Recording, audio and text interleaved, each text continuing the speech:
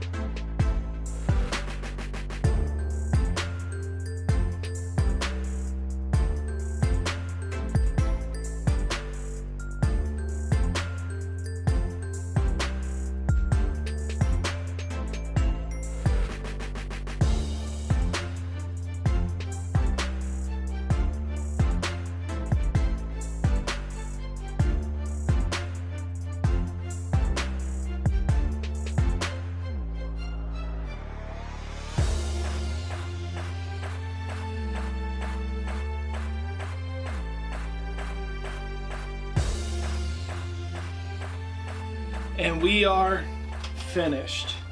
Here is the end result. I am super pleased with the way it turned out. I think it's fairly accurate to game with the exception of paint job. And I've said this in a lot of props that I like to make mine look grimy, and some video games just aren't made that way. So if you don't like my paint job, it's okay, but I don't have to have comments about how it looks stupid because it's painted the wrong color. Props, you can make them, you can paint them how you want. I also made a controller. Because it's made out of foam, it does have some wiggle room in it. This does pivot up using those hot glue sticks. Not too bad. I was actually more pleased with this detail around this than anything else in the build for some reason. To me, it was satisfying to see that little detail get made. And yeah, I think it turned out pretty awesome. Maybe you will try and make one of these yourselves and impress your friends with your Fortnite building skills, so much so that they start to wonder if you have a problem. Yeah, I very well might. Maybe you'll get some... Yay! And inevitably they're going to ask you, how'd you make that? You can give them one of these, tell them, much props. I have an Etsy store now, so if you want to go buy some of the stuff I make on here, you could go buy something and, support me a little bit. There is a template. Not all of it, but, there's some. I mean, it's a weapon, so you expect it to come, so here you go.